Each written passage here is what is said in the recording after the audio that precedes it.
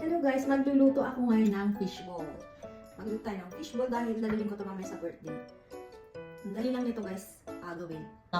Tapos, nalagyan ko din siya ng ninjin or carrot. Ito naman chili is para ito mamaya sa sauce, para medyo spicy. Tapos, kasi syempre, ang nilalagay ko po dito is tuna. Actually, dalawa lang dapat. Tapos, maglagay din ako dyan ng sibuyas. Itong buong sibuyas ang ilalagay ko.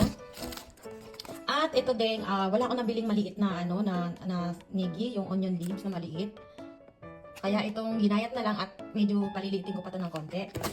At maglagay po kayo ng baking powder. Dahil 3 cups ang ilalagay ko dito, kaya 2 baking powder na 2 tablespoon na baking powder ang ilalagay ko. So ayan, gayatin na natin.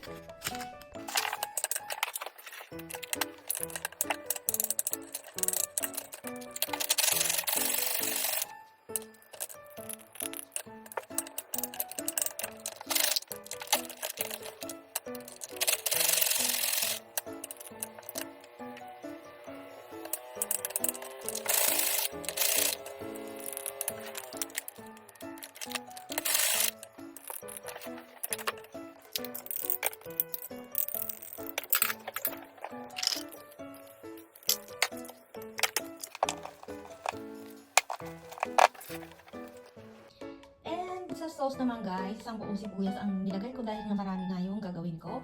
At 5 pirasong bawang. Hindi ko na talaga siya, inalo ko na rin yung mga onion leaves na natira kanina. Ayan, tapos igigisa nyo lang siya sa, gisa nyo lang siya, parang yung asawa nyo, ginigisa nyo sa mantika, ganon.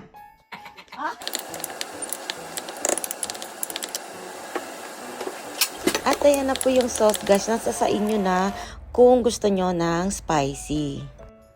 Sa pagprito naman guys, ayan, kuha ka lang ng 2 kutsara, tapos pabibilog-bilugin mo lang siya, paiikot-ikutin mo lang siya dyan, gaya ng jowa mong pinaikot ka lang.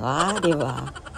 At ayan na po ang aking prinito. Hindi ko alam kung chicken ba to o fishball o bola-bola. Basta yun na yun. Basta hindi ako, okay na yan. Basta maglasa siyang fishball.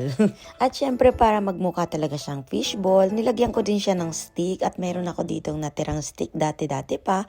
Ito nga ginawa ko. Tusok-tusukin lang natin. O diba parang Pinas na Pinas lang. Ma-feel naman na Pinas. Gustong-gusto din nga pala to ng 2 kong anak, kaya nagbukod ako ng hindi maanghang na sauce at maanghang binukod ko talaga sa kanila, para lang sa kanila yon.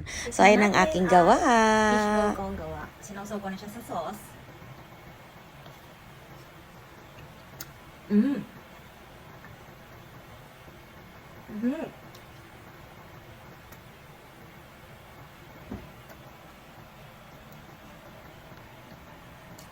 Perfect! So, ayun, ang aking fishball.